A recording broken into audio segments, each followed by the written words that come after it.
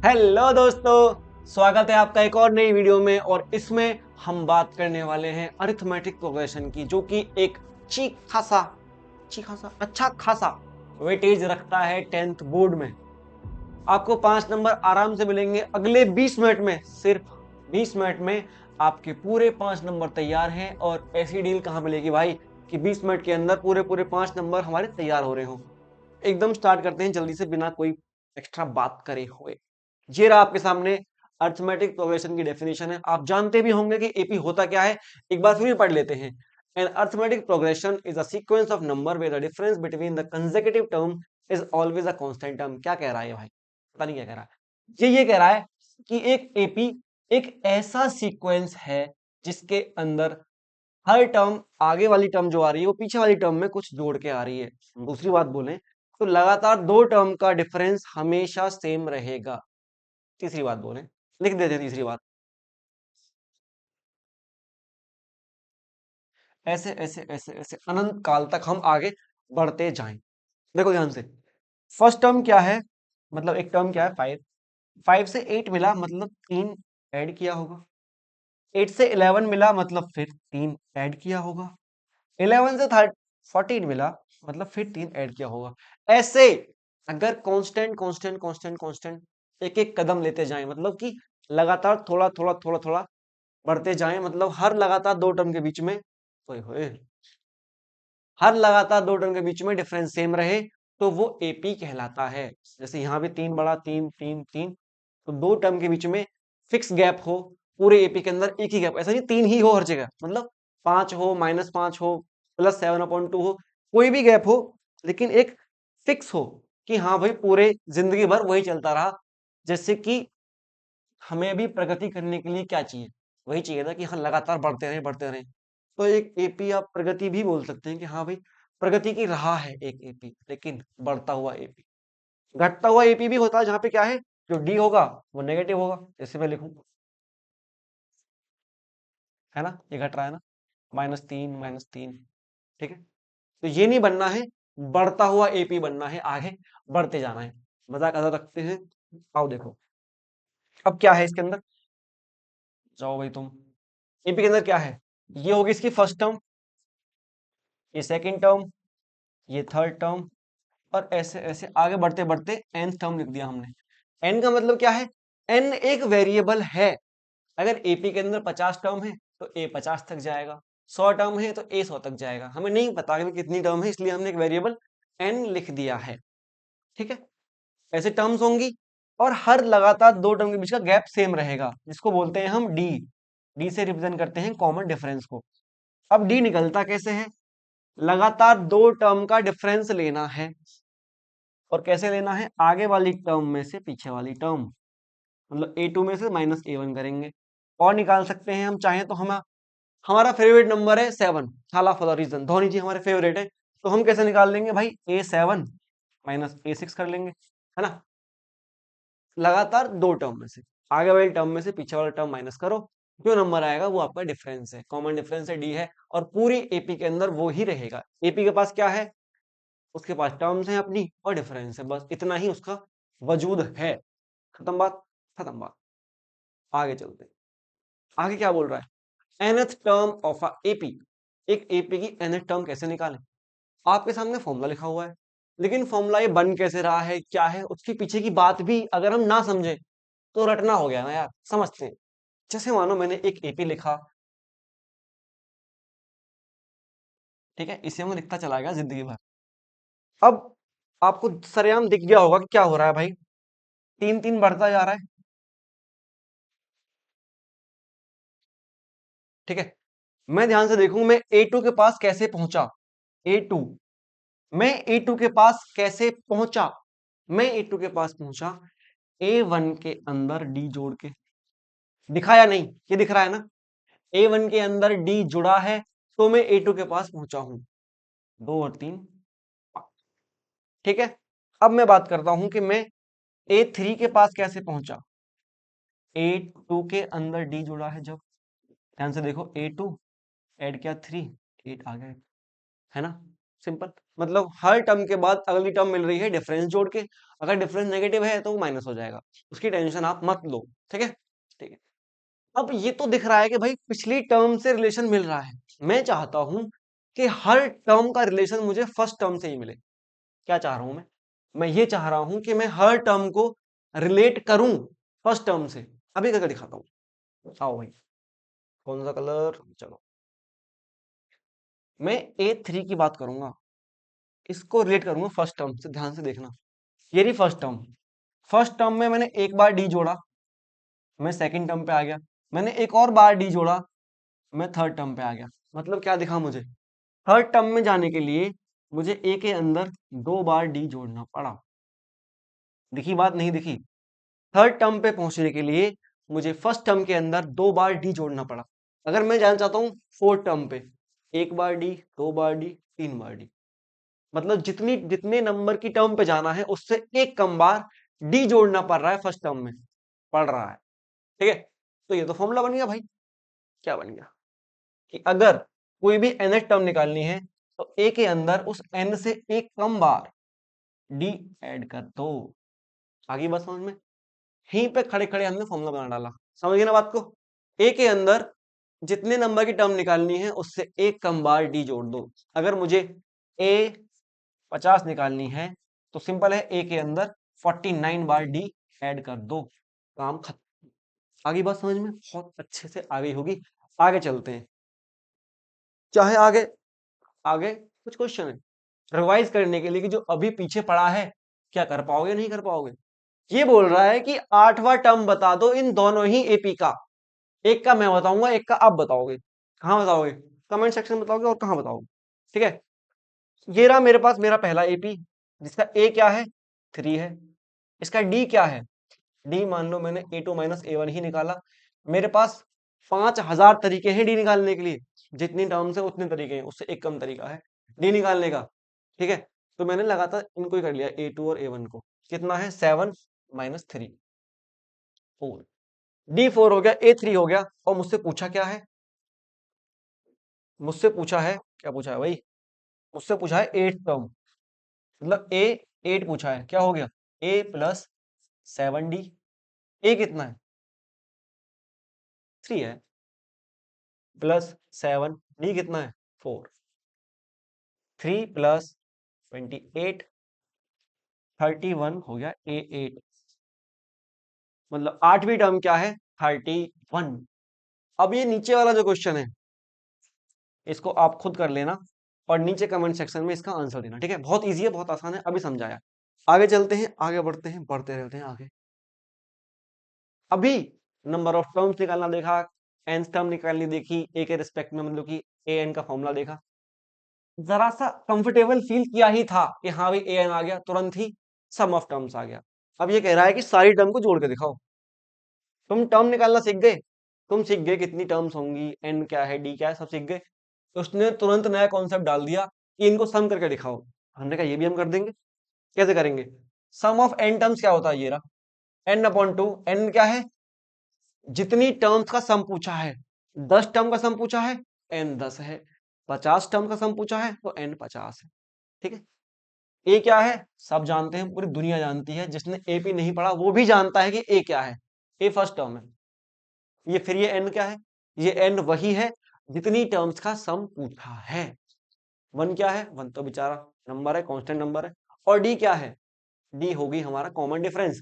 A2 minus A1 कर लो, A3 minus A2 कर लो, किसी में से कुछ भी मत, किसी में से कुछ भी नहीं, आगे वाली में से उसके जस्ट पीछे वाली माइनस कर लो, डी मिल जाएगा।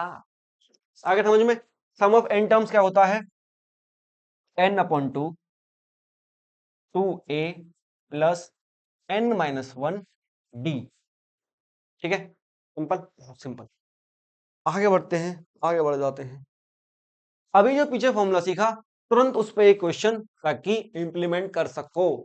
क्या बोल रहा है, 10 टर्म्स का सम बताओ, मतलब आपसे पूछा है S10, 10 टर्म का सम पूछा है, और एपी दिया हुआ है, सिंपल सा एपी दिया हुआ है, देख लो, हट जाता हूं मैं। ए है 9, 15 और 21, ए क्या है 9, और डी क्या है, A2 माइनस A1, 15 माइनस 9, 6, और 9। S10 निकालना, फॉर्मूला क्या था? पहले मैं Sn ही लिखता हूँ। फॉर्मूला है n/2 2a plus n-1 d। ये S10 क्यों? क्योंकि बोला है ना भाई कि 10 टर्म का सम बताओ। 10/2 इंटू 2, ए क्या है? ए है 9 प्लस n क्या है? 10-1, डी क्या है? 6। आगे बात समझ में एकदम अच्छे से आ रही होगी। ये हो गया 5 18 प्लस नॉच के 5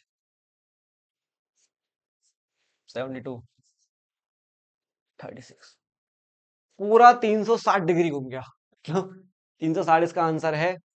और पूरा क्वेश्चन समझ में आ गया कि कितनी टर्म्स का, कितनी भी टर्म्स का सम पूछ ले, सिंपल फॉर्मूला है, सीधा फॉर्मूले में वैल्यू पुट करनी है। अगर वो पूछ ले कि कुछ टर्म्स का सम 500 है, बताओ कितनी टर्म का सम 500 है, तो उसने ये Sn दिया हुआ है और ये n पूछ रहा है। ठीक है, बाकी कुछ भी कितने वेरिएबल है? 1 2 3 वेरिएबल है और चौथा ये Sn भी है। कोई भी 3 देगा, चौथा पूछ लेगा, है ना? ये तो सिंपल तरीका होता है पूछने का। आगे चलते हैं। Find the middle term of the. अब इसको सॉल्व करने के लिए नॉर्मल सा कॉमन सेंस चाहिए, वरना देख के घबरा जाओ कि भाई मिडिल टर्म ये तो बताया ही नहीं, ये तो कहीं बताया नहीं कि मिडिल टर्म का फॉर्मूला क्या है। अब हर चीज का फॉर्मूला नहीं होता, है ना, कि तुम रटने बैठ जाओ कि कुछ भी बात आई फॉर्मूला फॉर्मूला फॉर्मूला। ठीक है, कुछ बेसिक सेंस, कॉमन सेंस, तमीज होती है जिससे क्वेश्चन हो जाते हैं। फाइंड द मिडिल टर्म, इस एपी की मिडिल टर्म, बीचों बीच की टर्म बताओ, बीच का बिच्चू बताओ इस एपी का। ठीक है, बताते हैं भाई।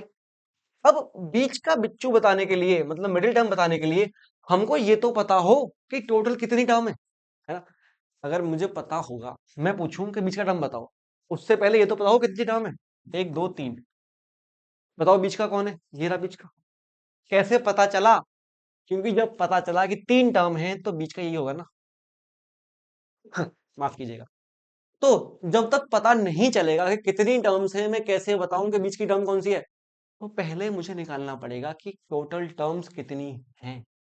अब टोटल टर्म कितनी कैसे निकलेंगी? एपी को जरा ध्यान से देखो। ये एपी की लास्ट टर्म है, यहाँ एपी खत्म हो रहा है। अगर एक एपी की 10वीं टर्म लास्ट टर्म है, तो क्या मैं बोल सकता हूँ उस एपी के अंदर 10 टर्म है? कितना बेसिक और सीधी बात बोली है मैंने। अगर एक एपी के अंदर 5 टर्म है, तो क्या बोल सकता हूँ कि 5वीं टर्म, 5th टर्म ही लास्ट टर्म है? अगर एक एपी के अंदर 100 टर्म है, तो बोल सकता हूँ 100वीं टर्म ही लास्ट टर्म है। आराम से बोल सकता हूँ। तो ये 230, जिस नंबर की टर्म ये 230 होगी, उतनी ही टर्म इस एपी के अंदर होंगी, बात खत्म। अब ज्यादा बात नहीं करेंगे इसके बारे में, हो गया खत्म ये। ठीक है, तो मैं निकालना चाहता हूं कि जो 230 है वो किस नंबर की टर्म है। क्या लिख दिया ये?